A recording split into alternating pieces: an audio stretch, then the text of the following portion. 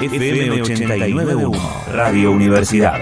Así que bueno, para hablar de este tema estamos en contacto con Federico Bonazzi, que es coordinador del Sistema de Información Cultural de la Argentina, SINCA, para ver, ¿no?, qué pasa con estos números y qué pasa con los libros. Cuando viene la Feria del Libro, estalla, pero ¿qué hacemos? ¿Compramos libros, los llevamos a casa? ¿Los leemos o no? ¿Cómo está, Federico? Aquí saludamos, Guille Toivero y Andrea Landi. Hola, buenos días, Guille y Andrea, espero que anden bien. Bueno, y acá preguntábamos esto, ¿no? ¿Cómo estamos con respecto a la lectura hoy en este 15 de junio, donde se celebra el Día del Libro?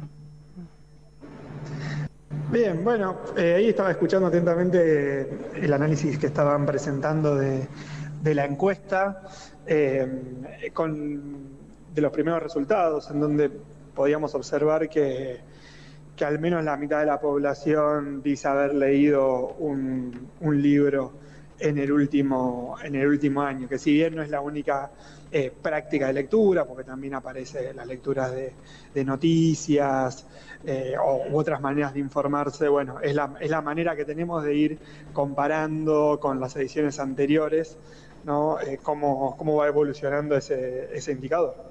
Claro, y a ver, ¿y cómo estamos con respecto a otros años? O a años donde no teníamos a lo mejor tanto estímulo, donde a lo mejor el tiempo libre no se usaba con dispositivos o con alguna plataforma de cine, de series. Bueno, en esa línea, esta es la tercera edición de la Encuesta Nacional de Consumos Culturales. La primera es de 2013, la segunda de 2017 y esta, bueno, 2022-2023. Nos permite entonces ya tener una pequeña peliculita, ¿no?, de tres imágenes. La lectura aparece bastante constante, si bien había caído un poquitito en 2017, seguía todavía arriba de los 40 puntos, y ahora volvió a pasar los 50, acercándose un poquito a lo que era los valores de 2013. Ahí justamente nosotros, esto que preguntabas recién, de, bueno, cómo compito, qué pasa con otros tipos de estímulos. Nosotros en la de 2017 pensábamos que las otras formas de contenidos digitales, lo que nosotros llamamos digitalización, venían a competir, ¿no?, con la lectura. Y específicamente vinculado con la lectura, uno de los grandes hallazgos de esta edición es que pareciera ser que las plataformas y lo digital vienen a complementar la lectura e incluso la lectura en papel, ¿no? Claro. Cuando vemos resultados generales, 5 de cada 10, o sea, la mitad de la población, lee o dice haber leído al menos un libro en el último año. Casi el mismo valor también dice haber leído un libro en papel en el último año, ¿no? Y sin embargo, lo que además vemos es que aumentó, referida a la edición anterior, la cantidad de gente que dice haber leído a través de computadoras, ¿no? Y haber leído algo digital, ¿no? Y ahí ya ahora tenemos 2 de cada 10 personas que llegan a eso. E incluso, haciendo también una nueva pregunta que incorporamos en esta edición, aparece el audiolibro, ¿no? Sí. Como otra forma de consumir literatura, que ya llega a 1 de cada 10. Y estos dos resultados de lo digital fueron por lo menos llamativos en un doble sentido. Por un lado, que eran valores de mucho crecimiento con el anterior, o en el caso de audiolibros, un dato nuevo y alto, y además que vienen de vuelta a complementar la lectura en papel, ¿no? O sea, todos los que leen en papel, o la gran mayoría, además leen en digital, y no pareciera que uno vaya en detrimento del otro. Claro, esto es como, viste, la radio y el podcast, ¿no? Nada mata nada, sino que todo convive. Exactamente, ahí hay otro gran hallazgo de la encuesta. Este mismo fenómeno lo estuvimos viendo en otros medios masivos, como es la radio, como es incluso la televisión, que lo digital no viene a matar, sino que parece con los años que tanto la radio, tanto la televisión se han podido adaptar y bueno, justamente en el caso de la radio, hoy ya alrededor de un tercio lo escucha a través de internet, aparecen los podcasts, lo mismo pasa con la televisión, ¿no? Bueno, van mutando, pero las elecciones son las mismas. Capaz ya no es la espica, pero el pasacassette y ahora es el celular. Sí, ¿no? claro, Pero con una aplicación, ¿no? Escuchás, ahí. claro, ya la diferencia entre AM y FM no existe porque tenés las aplicaciones de la radio.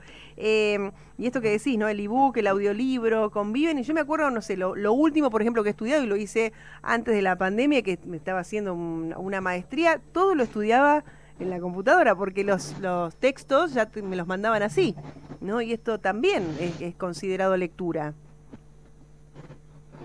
Sí, y efectivamente, bueno, ustedes lo estaban mencionando previamente, ¿no? Ahí la importancia de las etapas formativas al momento de generar el hábito de lectura, ¿no? Nosotros encontramos los valores más altos de lectura tanto en los jóvenes adolescentes y en los jóvenes de hasta 30 años. Y esto tiene que ver con la escolaridad desde ya, pero también con el hábito, ¿no? Porque también los jóvenes y adolescentes presentan valores altos en libros no solamente por estudio, ¿no? Sino también libros por placer. Y ahí aparecen otras grandes variables que vienen a también dirimir la cantidad de lectura, que son el tiempo disponible. Después, yo los escuchaba a ustedes que recién mencionaban cómo cae la lectura después de los 30, y cuando la encuesta también indaga sobre los motivos de por qué no se lee, y ahí aparece mucho la falta de tiempo, ¿no? Claro, la falta de tiempo, porque ahora el tiempo parece que lo dedicamos a mirar, económica. no sé, a lo mejor nos quedamos un fin de semana mirando una temporada completa de una serie. O sea, no podemos distribuir el tiempo o a veces ese tiempo es cooptado por otros estímulos. Sí, principalmente el trabajo, ¿no? Y los cuidados familiares, las tareas hogareñas, que hacen que en general se reduzca el tiempo destinado a las prácticas culturales.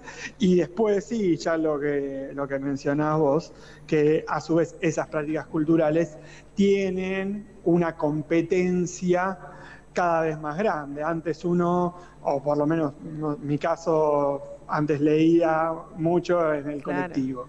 Y tal vez ahora, ya con el celular, puedo estar escuchando la radio, hay gente que mira programas o películas o lo que fuese también en el colectivo, entonces hay mucha más competencia, ¿no? Porque a su vez los consumos tradicionales, música, TV y radio nosotros decimos deslocalizado, ¿no? Ya con el celular uno puede escuchar música en todos lados, si bien ya venía con el Discman y con eso, bueno, ahora ya es mucho más universal, lo mismo la radio, lo mismo la televisión.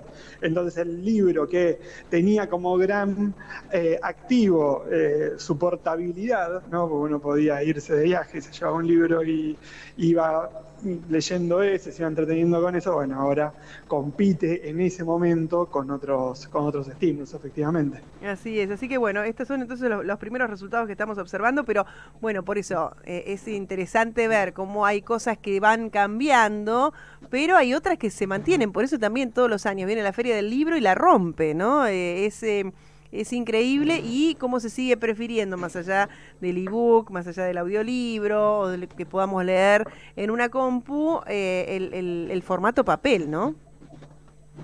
Sí, y ahora desde el Sistema de Información Cultural de la Argentina, el CINCA, además de la encuesta, tenemos otra serie de informes. Ahora justo estábamos cerrando algunos informes vinculados con información de las industrias, y justamente lo que estábamos viendo era que la industria editorial para el año pasado editó y publicó la misma cantidad de libros que en 2017, ¿no? Recuperándose ya completamente después de lo que fue la pandemia, e incluso con más ímpetu todavía, porque de vuelta, sí, vemos que ha superado esos esos valores. Y ahí también es destacable que en toda la serie, la industria editorial ha mantenido, obviamente, ¿no? Con la pandemia bajó, pero la cantidad de títulos editados siempre se mantuvo mucho más alta que la cantidad de ejemplares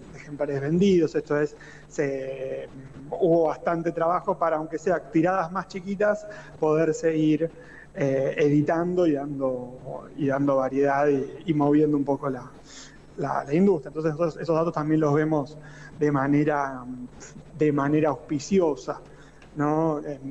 Al compararlo también con otra serie de políticas y con otra serie de datos que tenemos ahí disponibles. Qué bueno, así que nos pareció muy interesante poder hablar en este Día Nacional del Libro de estos datos, ¿no? También para conocer un poco dónde estamos parados y sí, viste, y también reflexionar, a lo mejor dejamos algún libro pendiente y hoy agarrarlo, porque yo decía, viste, que te aconsejan a la noche apagar los dispositivos si es posible 1 o 2 horas antes de dormir, pero un libro es aconsejable, ¿no? Si querés conciliar el sueño y leer hasta que, ¿no?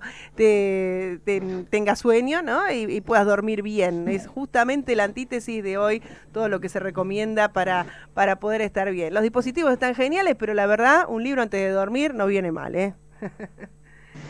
Sí, y ahí nosotros desde el análisis también implica, la lectura del libro también implica otro tiempo, ¿no? Yo también soy docente y a veces con los jóvenes, la lectura de un libro, de un capítulo, de un ensayo implica a veces otra inmediatez, ¿no? Capaz estamos acostumbrados ahora a que todo se resuelve en 6 segundos, 10 segundos, un video, un reel, una story de Instagram. Bueno, el libro tiene otra lógica, ¿no?